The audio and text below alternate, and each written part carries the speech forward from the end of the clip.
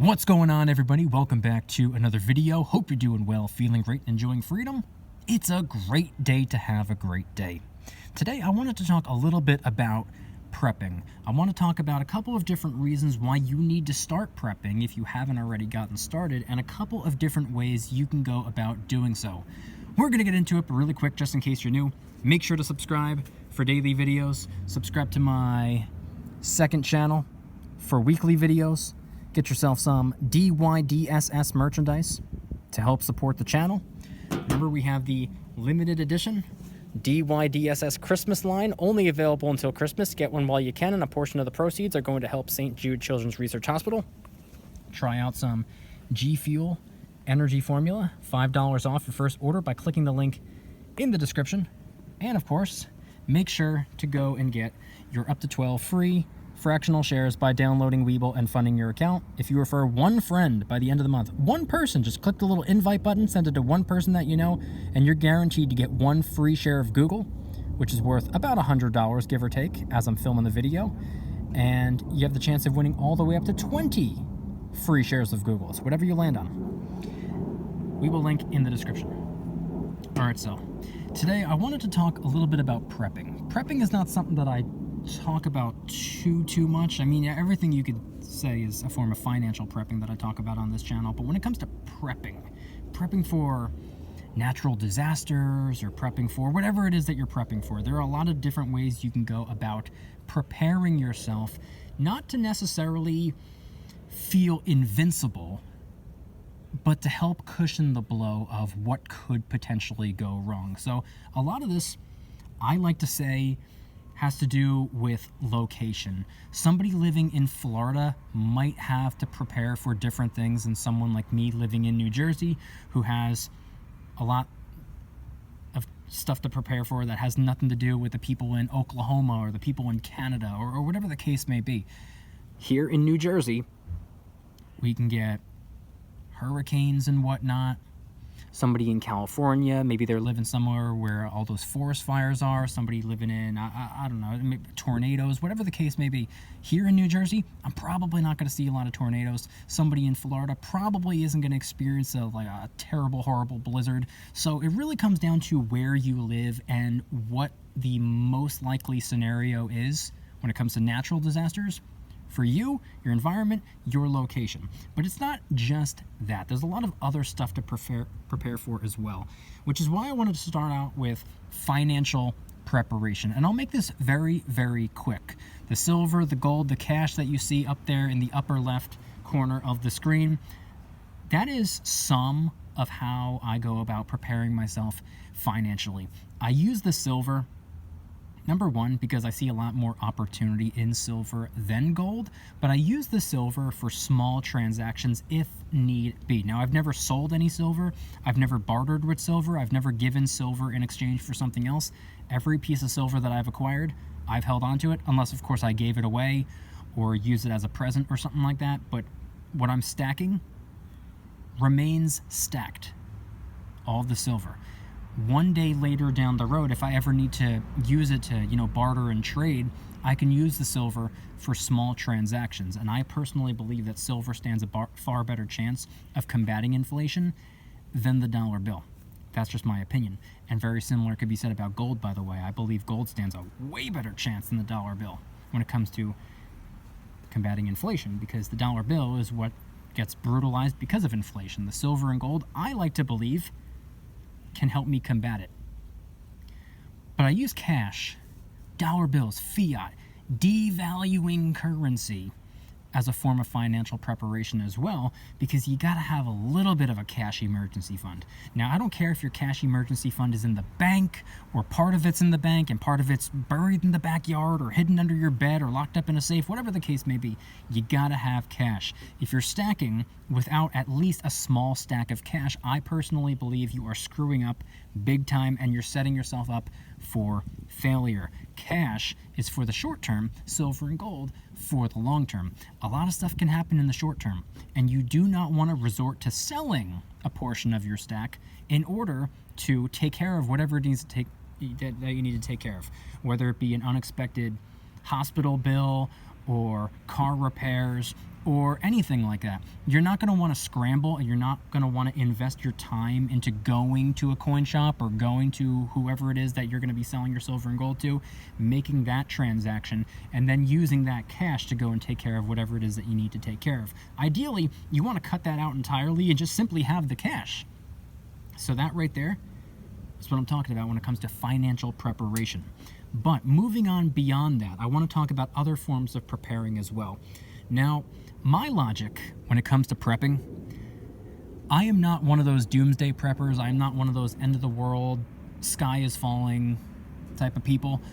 I don't believe in a majority of the stuff that the hardcore preppers believe in. I'm more of like a common sense type of prepping individual. And the reason I say that is because the way I got started prepping was years and years and years before I even discovered the prepping community. I learned, a majority of my tips and tricks from my grandfather, who's still to this day far more prepared than I would argue most human beings out there.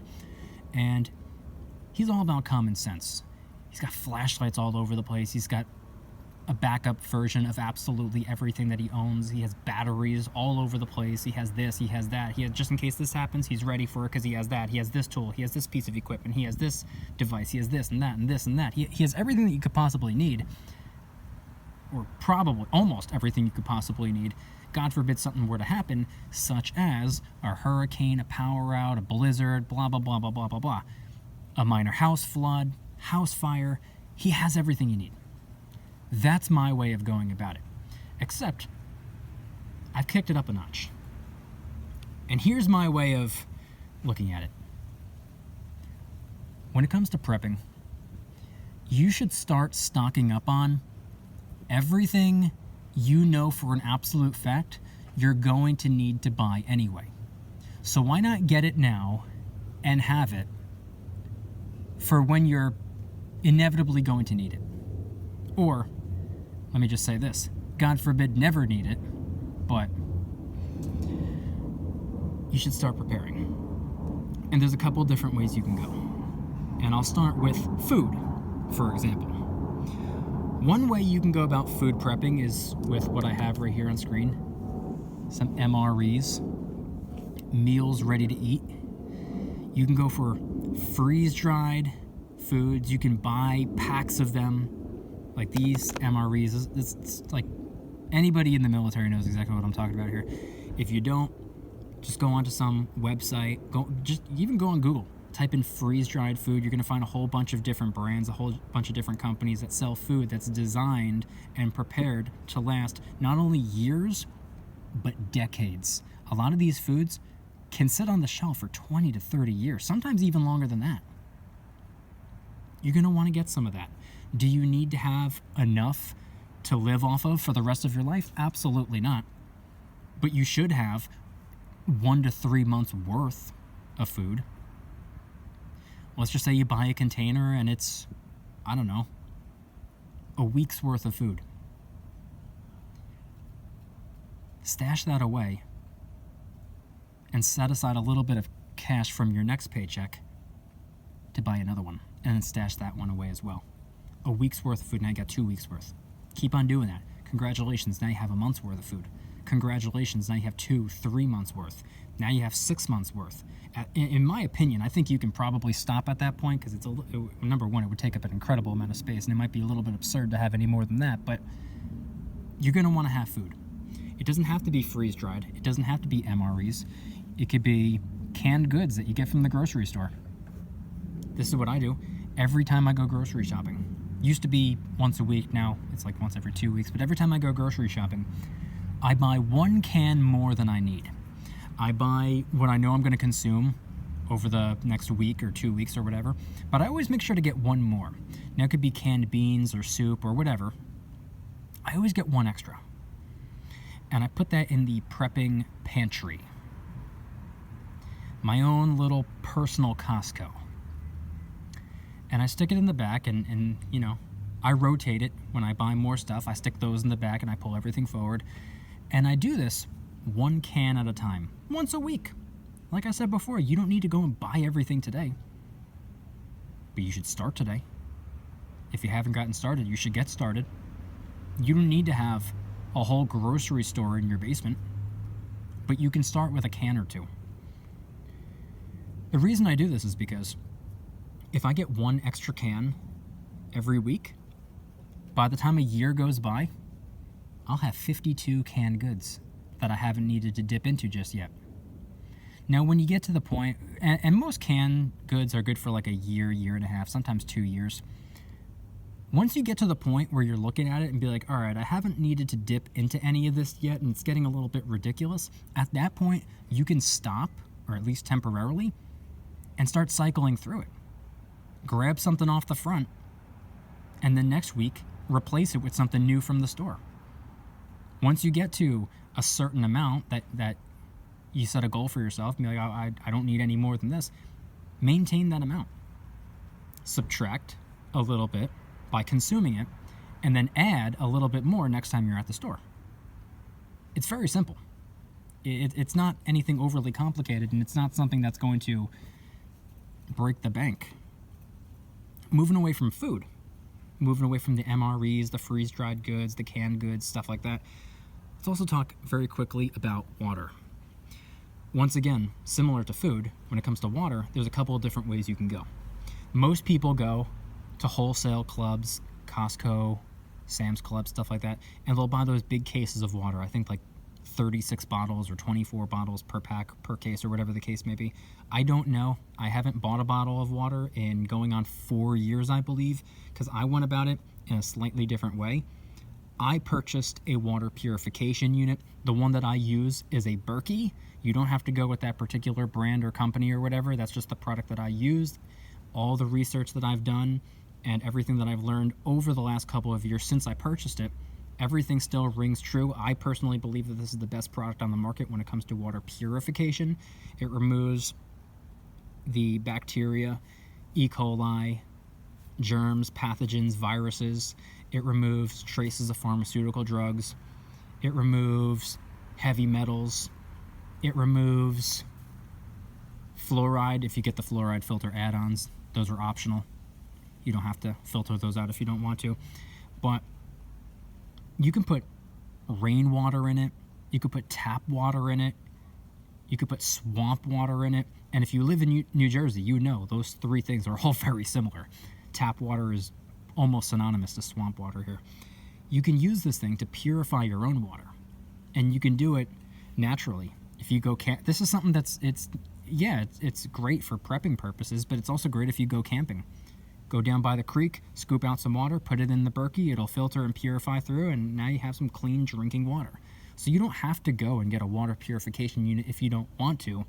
I chose to because, number one, it'll last forever. All I have to do is replace the little filters on the inside every couple of years. Two, it's something that I think is far better because I don't really like the idea of consuming water that's been stored in plastic, especially for prolonged periods of time. It's not the greatest for your health. And three, I'm not exactly one of those go green type of people, but if I could do something for myself and for my money while simultaneously doing something for the environment, then sure. That's just the cherry on top, I guess. I don't have to, be one that contributes to, massive amounts of plastic all over the place. I mean, I'm looking around where I'm sitting right now. I guarantee you there's a plastic water bottle laying out here somewhere.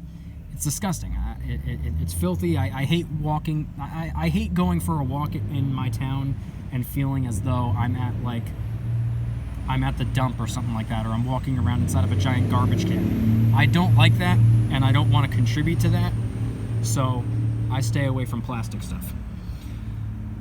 In addition to water and water purification, there's also something that a lot of people don't even really think of. Personal hygiene. You can go to Walmart and you can buy one of those big packs of, or it doesn't have to be Walmart, it could be like a wholesale thing or whatever. You could buy big packs of toothbrushes. And you replace your toothbrush every couple of months anyway. So if you buy this big, giant, massive pack, that thing will last you years. Years. I'm talking like 5+ years. And that's something that obviously doesn't expire. That's something that obviously doesn't go bad. You probably want to get far less toothpaste than toothbrushes because you can cycle through those a little bit faster. But the toothbrushes, something like that, it's something that a lot of people don't really think about. Also, the first aid kits, that's an excellent way to go. You need to have first aid kits. You need to have your Band-Aids, your bandages. You're going to need your peroxide, your rubbing alcohol, finger splints, pill crushers even. I have all these things. Thermometers. You're going to want this stuff. You're going to want to have or build your own personal first aid kit. That's what I did with this big 5-gallon red bucket. For the people that have been subscribed to my channel for a long time, I'm talking, a couple years at this point, you'll know that I kind of color coordinate my buckets. That way I know what's inside. I don't have to pop open the tops. I know the red ones have all of the first aid supplies and whatnot in it. I know the white ones, for whatever reason, the white ones are food grade, so yeah, I'll keep like food stuff in there. I have blue ones for something else. I have orange ones, like the ones from Home Depot. That's a little bit self-explanatory. That's where I put tools and equipment and stuff like that. So just by looking at it and seeing what color it is, I already know what's inside, so I don't have to waste any time sorting through anything. I can just grab it and go, depending on what type of situation or emergency I'm facing. In addition to personal hygiene, tools, equipment, or I didn't even really get into tools yet, I just started to bring that up, but in addition to personal hygiene and first aid and whatnot, let's also talk about tools. Now, I'll make this very quick because it's probably pretty self-explanatory, but when I say tools, I'm referring to a variety of different types of tools. I'm not just talking about your hammers and screwdrivers and stuff like that. Like, yeah, that plays a huge role. You're going to want to have the tools that you can use to build something or to fix something. Absolutely. You want to have that, and chances are, if you're watching this video, I'd go ahead and assume you probably already have that stuff. But you're also going to want to have tools for hunting, fishing, stuff like that, as well as the tools necessary to defend yourself. I happen to have 2 of those tools on me right now. Their names are Mike Tyson and Muhammad Ali. But here's the thing. You're going to want to be able to defend yourself. You're going to want to be able to hunt. You're going to want to be able to fish. And you're going to want to be able to build and or fix whatever you're going to need to build or fix. These are the tools that I am referring to. Many of them are self-explanatory. Some of them you can probably figure out what I'm talking about. So coming around full circle, you want to buy and stock up on things now. And I'll give you a prime example why. I started prepping long before I even knew that the online prepping community even existed. Long before I was even stacking silver and gold. I started prepping on my own during, it was Hurricane Sandy. I think that was like 2012 or something like that. Long time, well, not a long time ago, but like 10 plus years ago. And I got into the YouTube prepping about maybe 5 years ago or so, 5-6 years back. I think it was let's call it 2017, 2018. I started prepping, a little bit at a time. I would buy 1 extra canned good from the grocery store. I'd start picking up first aid kit stuff, personal hygiene stuff. Got the water purification unit, got some tools, got some equipment, and I got a nice little foundation going. And as time went by, I would add to it a little bit more. I'd keep food prepping. I'd keep getting other things that I would need, and I would keep building up and building onto what I had already started to set up for myself. So 2017 went by, 2018 went by, 2019 went by, and oh, what do you know? 2020 comes around, planet Earth goes into this worldwide panic, everything comes crashing down, people start fighting with each other at Walmart, and I mean more often than they normally do. They started fighting with each other at Walmart, and at the grocery store, and at wholesale clubs, over toilet paper, and water, and canned goods, and tools, and equipment, and first aid kits, and personal hygiene stuff. You want to know what I was doing during 2020? The whole year of 2020. I was kicking back, I had my feet crossed, and I was watching them fight. You want to know why? Because I prepared myself. Because I've been prepping. coming around full circle once again, like I said at the beginning, you're going to want to stock up on the stuff that you know you're going to need. Spend the money now so you don't have to spend the money later and fight over it. During like supply chain constraints and when everybody's panic buying everything, prices go up. The whole supply and demand, like, man, if people are, kicking the door down trying to buy up all the first aid kits, guess what? Next time they get them in stock, the prices are going to be marked up. Get them now. Get it now while it's cheaper than it will be at some point in the future when everybody's panic buying first aid kits or canned goods or cases of water or tools or whatever the case may be. Buy it now before that happens. Stock up on these things now before you need them. That's what I did. I spent a couple of years preparing. I didn't need any of that stuff at the time. 2020 rolled around, and guess what? I needed it, and guess what? I already had it. I already had those things. I had everything that I needed, for the most part. Enough to not only keep me afloat, but keep me very, very at peace. I kicked back. I was like, man, thank God I made the right decision a couple years ago. So a couple years in the future, you might be saying that same thing to yourself. If you start prepping right now, 2022 into 2023, and keep building something up for yourself, who knows, in 2027, if something happens at that point, you can say, man, thank God I watched that DYDSS video, and thank God I started prepping when I did, because I spent the last 4, 5, 6 years, however long, and now I have everything that I need while everybody else is, getting into fights, and we get chokeholds in aisle 7, Start prepping. That's the point here. Start prepping. Figure out what you're most likely going to need and begin stocking up on it, a little bit at a time, brick by brick. I want you guys to head on down to the comments and let me know anything and everything related to today's video topic. When it comes to prepping, what are you currently working on right now? Are you a little bit more focused on financial prepping right now? Do you have the tools and the equipment? By the way, I didn't even mention this. I showed this off in a video the other day. This is an emergency solar-powered and also hand-crank weather radio. It's another good thing to have when it comes to prepping. You're going to want to have stuff like that. Maybe not this specifically, but things that fall into that category. Just things that'll be helpful. Things for emergencies and whatnot. MREs, canned goods, water purification units, big cases of water, barrels of water. I don't care. Start prepping in a way that makes sense to you. In a way that makes sense for you, your family, and your future. Start prepping. Head on down to the comments and let me know anything and everything related to today's video topic. If you guys like today's video, please hit that like button. Subscribe if you're new. Subscribe to my second channel, which is my backup channel for exclusive weekly content. Go and get yourself some DYDSS merchandise to help support the channel in the biggest possible way. T-shirts, hoodies, stickers, coffee mugs in a bunch of different designs. Remember, we have the limited edition DYDSS Christmas line, only available until Christmas, only a few days left. Get one while you can. A portion of the proceeds are going right to St. Jude Children's Research Hospital. It's a season of giving. Help us raise a little bit of money to help children with cancer. Try out some G Fuel energy formula, $5 off your first order by clicking the link in the description. This one right here is Miami Nights. I recommend it, as well as Bahama Mama, Snow Cone, and Peach Rings. They have more than 50 different flavors to choose from. And it's December, so they're doing buy one, get one free sales periodically throughout the month. So go ahead and buy one, go ahead and get one free, and go ahead and get $5 off on top of that. Link in the description. And of course, last but certainly not least, make sure to go and get your up to 12 free fractional shares by downloading Webull and funding your account.